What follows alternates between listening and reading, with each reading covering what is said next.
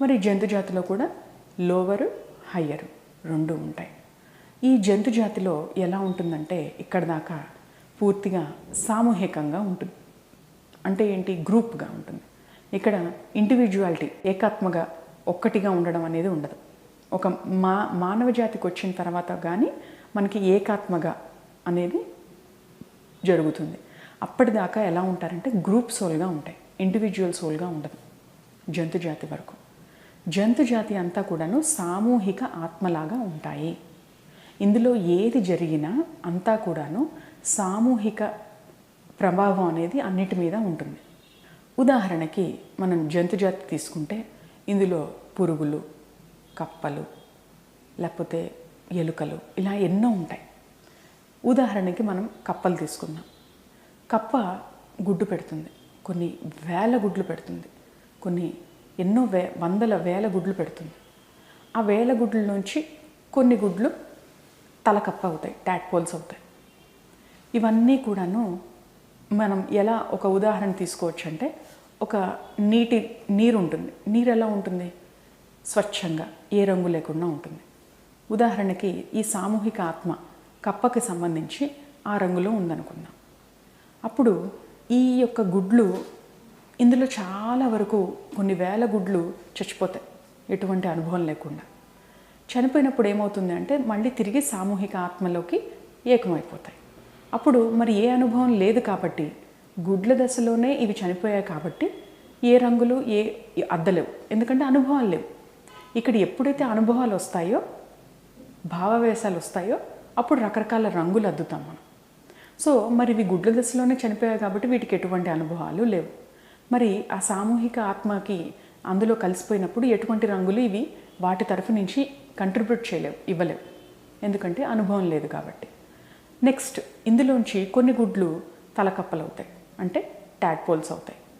Tadpoles అయినప్పుడు కొంత అనుభవం అనేది సంపాదించుకుంటాయి కాబట్టి ఇందులో కూడా చాలా వరకు చనిపోతాయి. అప్పుడు ఇవి మళ్ళీ వాటి సామూహిక చైతన్యంలో కలిసిపోయినప్పుడు కొంత అనుభవం అనేది వారికి వచ్చింది కాబట్టి కొద్దిగా రంగు అనేది ఆ సామూహిక చైతన్యానికి అద్దబడతాయి. మళ్ళీ ఇందులో తలకప్పలు కొన్ని కప్పలు అవుతాయి. కప్పలైన తర్వాత వీటికి ఎన్నో అనుభవాలు వస్తాయి. సహజంగా ఇవి కొన్ని చనిపోతాయి, లేకపోతే వాటి శత్రువులు ఉంటాయి, అంటే పాములు, లేకపోతే మనుషుల్లో కొంతమంది ఈ కప్పల్ని ఆహారం కోసం చంపేస్తూ ఉంటాయి. అలాంటప్పుడు అవి చనిపోయినప్పుడు ఎలా ఉంటుందంటే అవి కొంత భయాలు, అంటే అనుభవాలు వచ్చాయి దానికి కొన్ని. అలాంటప్పుడు ఇంకొన్ని రంగులు అద్దుతాయి చనిపోయిన తర్వాత సామూహిక ఆత్మకి. అలా కొన్ని కప్పలు ఇంకొంత కాలం బతికి ఉంటాయి, తప్పించుకుని తిరుగుతాయి పాముల నుంచి, మనుషుల నుంచి. ఎంతో భయంతో ఎలా తన ప్రాణాన్ని రక్షణ చేసుకోవాలి అని కష్టపడి అక్కడ దాక్కుని ఇక్కడ దాక్కుని వీటికి భయపడకుండా వాటికి భయపడకుండా ఎట్లాగా జీవనం సాగించి చనిపోతాయి. అప్పుడేమవుతుందంటే ఇంకా అనుభవాలు వస్తాయి. మరి మనిషి నుంచి కానీ వాటి ప్రకృతి సహజమైన శత్రువులు ఉన్నాయి మనకి, పాముల నుంచి కానీ కష్టపడి అవి బయటపడతాయి.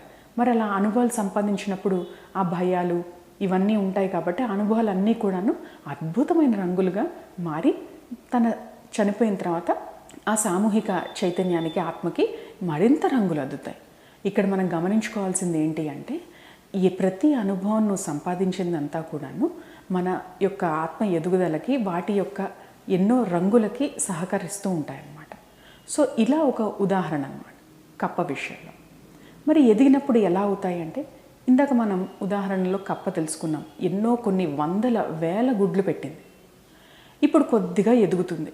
ఎదిగిన తర్వాత ఏమవుతుంది, ఎలుకలుగా, ఉదాహరణకి ఎలుక. ఇందులో ఏమవుతుందంటే ఇందాక మనం కొన్ని వేల గుడ్లు పెట్టినప్పుడు ఇప్పుడు కొన్ని వందలకి ఎలుకలకి జన్మనిస్తుంది. అంటే నెంబర్ తగ్గుతుంది అన్నమాట. వేల నుంచి కొన్ని థౌజండ్స్ నుంచి మెల్లిగా హండ్రెడ్స్లోకి వస్తుంది, తగ్గించుకుంటుంది నెంబర్ని. ఎలుకలు కొన్ని వందల ఎలుకలు పుడతాయి. ఆ వందల ఎలుకలు పుట్టిన తర్వాత మరి అవి కూడా ఇలానే చిన్నప్పుడే చనిపోతే కొన్ని అనుభవాలు, తర్వాత మరి కొద్దిగా ఎదిగి ఈ మనిషి నుంచి, వాటి సహజ శత్రువులైన పాముల నుంచి, లేకపోతే గద్దల నుంచి తప్పించుకుని అవి ఎప్పుడైతే జీవనం సాగించి చేస్తాయో మరిన్ని అనుభవాలు అవి సంపాదిస్తాయి. మళ్ళీ అది చనిపోయినప్పుడు తన సామూహిక ఆత్మకి మరిన్ని అనుభవాలు, మరిన్ని రంగుల్ని అద్దుతూ వెళ్తాయన్నమాట. ఇంకొంచెం ఎదిగిన తర్వాత ఇవి ఎలా అవుతాయంటే పశువులు అవుతాయి, పిల్లులు, కుక్కలు, ఏనుగులు. వీటన్నిటికీ వచ్చేసరికి ఇక్కడ సామూహిక ఆత్మ రెండుగా విభజించబడుతుంది. అంటే ఇక్కడ జంటగా ఉంటాయన్నమాట. చూసారా, కప్పప్పుడు కొన్ని వేల గుడ్లు అయ్యింది, అదే ఎలుక దగ్గరకు వచ్చేసరికి వందలయ్యింది. మరి ఇప్పుడు గుడ్లు, కుక్క, పిల్లి ఇలాంటివన్నీ వచ్చేసరికి జంట అంటే రెండుగా అయింది. నెంబర్ అనేది తగ్గుతూ తగ్గుతూ తగ్గుతూ వస్తుందన్నమాట. మరి ఇక్కడ మనం గమనించుకోవాల్సింది ఏంటి అంటే గుడ్లు, కుక్కలు, పిల్లులు ఇవన్నీ కూడాను నెక్స్ట్ వాటి యొక్క పరిణామ క్రమంలో, ఎవల్యూషన్లో మనిషి మానవ జాతికి దగ్గర పడుతూ ఉంటాయన్నమాట.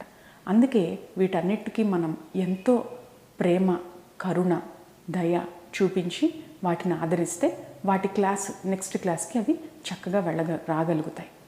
మరి అత్యుత్తమమైన మార్గం ఏంటి అంటే వాటికి ఆహారాన్ని ఇవ్వడం. ఆ ఆహారం మనం ఎప్పుడైతే వాళ్ళకి ఇస్తామో మనం ఎంతో ప్రేమ, కరుణ వీటన్నిటిలో ఇస్తూ ఉంటామన్నమాట. ఎందుకంటే ఒక జంతు జాతిలో ఉన్నప్పుడు దిగువ స్థాయి నుంచి ఉన్నత స్థాయి వరకు అవి ఎదుగుతున్నప్పుడు వాటి లోపలే ఒక భయం అనేది ఇమిడి ఉంటుంది. ఆ భయాన్ని వాళ్ళు ఎప్పుడైతే పోగొట్టుకుంటారో అప్పుడే వాళ్ళు తర్వాత మానవ జాతిలో అడుగు పెట్టగలుగుతారు. మరి ఇలాంటి క్రమంలో ఉన్నప్పుడు మనిషి తన తోటి తమ్ముళ్ళు అయిన జంతువుల పట్ల క్రూరంగా ప్రవర్తించి వాటి యొక్క ఎదుగుదలకి అడ్డం వేస్తున్నాం. ఆహారం కోసం, ఆనందం కోసం, ఎన్నో విషయాల కోసం, భౌతికపరమైన లాభాల కోసం వాటిని ఎంతో క్రూరంగా, అమానుషంగా వాటి పట్ల మనం వ్యవహరిస్తూ వాటిని ఎదుగుదలలో ఎంతో మనం అడ్డం వేస్తున్నాం. అలాంటప్పుడు వాటిలో ఉన్న భయాలు పోకపోగా ఇంకా భయం ఎక్కువయ్యి వాళ్ళు ఇంకా 20 జన్మలు వెనక్కి వెళ్తారు. అలాంటి పరిస్థితులు నెలకొంటాయి. ఎందుకు భయం మనం పోగొట్టాలి మనిషిగా అనని మీకు అనుమానం రావచ్చు. ఇది ఎలా అంటే ఒక ఉదాహరణ చెప్తాను. మీరు ఫస్ట్ క్లాస్ నుంచి సెకండ్ క్లాస్కి వెళ్తారు, ఎగ్జామ్స్ పాస్ అవుతారు. కొత్తగా సెకండ్ క్లాస్లోకి అడుగుపెట్టిన ఒక స్టూడెంట్ పరిస్థితి ఎలా ఉంటుంది? కొత్తగా ఉంటుంది. ఈ సెకండ్ క్లాస్ ఎలా ఉంటుందో అనే ఒక భయం ఉంటుంది. అదే మన ఆల్రెడీ అందులో పాస్ అయిపోయి వెళ్ళిపోయిన వాళ్ళు, సీనియర్స్ అంటే థర్డ్ క్లాస్ వాళ్ళు ఒక టెన్షన్ లేకుండా ధైర్యం చెప్పినప్పుడు వాళ్ళకి కొంత భయం పోతుంది. ఇది కూడా అంతే. ఒక మనిషి ఎదిగిన ఒక జంతువుని లాగా అనుకోవచ్చు. అప్పుడు ఈ జంతువులో ఉన్న భయాన్ని మనం ప్రేమ, కరుణ, దయతో పోగొట్టి ఏం పర్వాలేదు, నీ ఎదుగుదలలో మానవ జాతి ఎంతో సహకరిస్తుంది, ఈ మానవ జాతి అనే క్లాసు ఎంతో అద్భుతంగా ఉంటుంది అని ఆ జంతువులకి ఇలాంటి తర్ఫీదు మనం ఎప్పుడైతే ఇస్తామో అవి భయపడకుండా చక్కగా నెక్స్ట్ మానవులుగా ఎప్పుడెప్పుడు జన్మ తీసుకుందామా అనే ఉత్సాహంతో అవి ఉంటాయి. ఎందుకంటే సీనియర్స్గా మనం వాటికి ఇచ్చే తర్ఫీదు అలా ఉంటుంది, ట్రైనింగ్, హామీ అలా ఉంటుంది, సో జ్ఞానం అలా ఉంటుంది. ఇవన్నిటి కూడాను ఇవన్నీ విషయాలు మనం తెలుసుకున్నప్పుడే చక్కగా మన జీవితం అనేది సాగుతుంది. సో జంతువులు నెక్స్ట్ రాబోయే పరిణామ క్రమం ఏంటి అంటే మనుషులు. మరి ఈ జంతువులన్నీ కూడాను ఇక్కడ మనం ఇందాక తెలుసుకున్నాం, గుడ్లు, ఏనుగులు, లేకపోతే కుక్కలు, పిల్లులు, ఇవన్నీ చాలా వరకు మనిషి దగ్గర ఉంటాయి. మనిషి దగ్గర ఉన్నప్పుడు ఏమవుతుంది అంటే వాళ్ళు ఒక కంఫర్ట్ జోన్లోకి మెల్లిగా వస్తారు. ఉదాహరణకి ఏనుగులు తీసుకుందాం. ఏనుగులు మనిషి దగ్గర ట్రైనింగ్ తీసుకుంటాయి. మనం సర్కస్లో చూస్తాం ఎలా ట్రైనింగ్ తీసుకుంటాయో, మావిటివాడి దగ్గర వీళ్ళందరూ. అలా ఆ రకంగా వాళ్ళు మనిషికి దగ్గర అవుతాయి ఏనుగులు అనే జాతి. మరి కోతులు ఎలా వస్తాయి అంటే జూలో లేకపోతే మనిషికి దగ్గరగా అడవుల్లోనో అట్లా అవి వచ్చి మనుషులకి దగ్గరగా ఉండి అలా మానవ జాతి యొక్క నుంచి భయం పోగొట్టుకుంటాయి అన్నమాట. ఇలా కుక్కలు, పిల్లులు, గుడ్లు ఇవన్నీ మనతోటే ఉంటాయి. మనం ఇచ్చే ఆహారం, మనం వాటితో గడిపే సమయం, వీటన్నిటితో ఏమవుతాయి అంటే చక్కగా అవి వాటి లోపల ఉన్న భయాల్ని పోగొట్టుకుని తర్వాత మనిషి జాతికి, మనిషి జన్మకి సిద్ధమవుతూ ఉంటాయి. ఇక్కడ మనం తెలుసుకున్నాం ఇందాక, ఇక్కడ జంట ఆత్మలు ఉంటాయి అని. అంటే రెండు. ఒక ఉదాహరణలో ఒక కుక్క ఉంది. ఇక్కడ ఈ కుక్కలో 2 కుక్కలు కలిపితే ఒక ఆత్మ అవుతుంది. అంటే దీని ఆత్మ 2గా విభజించబడి ఉంది. ఉదాహరణకి ఒక కుక్క చనిపోయింది, ఒక కుక్క బతికే ఉంది. ఈ కుక్క ఆల్మోస్ట్ అన్నీ కూడాను మనిషి జన్మకి కావాల్సినవన్నీ కూడాను నేర్చేసుకుంది. ఇంకా అవసరం లేదు, ఇంకా కుక్కగా జన్మ తీసుకోవాల్సిన అవసరం లేదు. కానీ మరొక కుక్క ఇంకా కొన్ని అనుభవాలు గడించాల్సి ఉంది. మరి అలాంటప్పుడు ఏం జరుగుతుంది అంటే, ఈ కుక్క మనిషిగా కాకుండా ఆల్మోస్ట్ మనిషిగా ఇది జన్మెత్తుతుంది. ఉదాహరణకి మనం కొన్ని కుక్కలను చూస్తాం. అవి మన ఆలోచనలు పసిగడతాయి, చక్కగా ట్రైనింగ్ తీసుకుంటాయి. మనం ఏదైనా వాటికి పజిల్ లాంటివి ఇస్తే చక్కగా సాల్వ్ కూడా చేస్తాయి. అవి ఆల్మోస్ట్ మనిషిలానే బిహేవ్ చేస్తాయి. అది ఏంటి అక్కడ జరుగుతుంది అంటే, అది ఆల్మోస్ట్ మనిషి జన్మకి సిద్ధంగా ఉన్న ఒక జంతు జాతిలో ఉన్న జీవి అన్నమాట. ఇట్లా అవి ఆల్మోస్ట్ రెడీ అయిపోతాయి మనిషి జన్మకి. సో నెక్స్ట్ వాటి జన్మలు ఏమవుతాయి అంటే మానవ జాతి.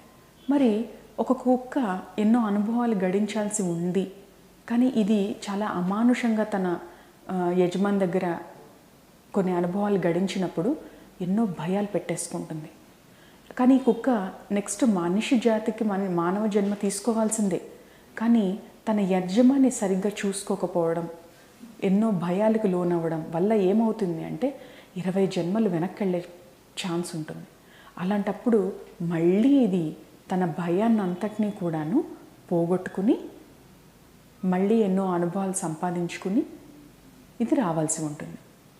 ఇలా ఒక మనిషి తన తోటి సహోదరులైన జంతువుల పట్ల చూపించే అభిమానం కానీ లేకపోతే క్రూరత్వం కానీ ఎంతో వాటి మీద ప్రభావం చూపిస్తుంది.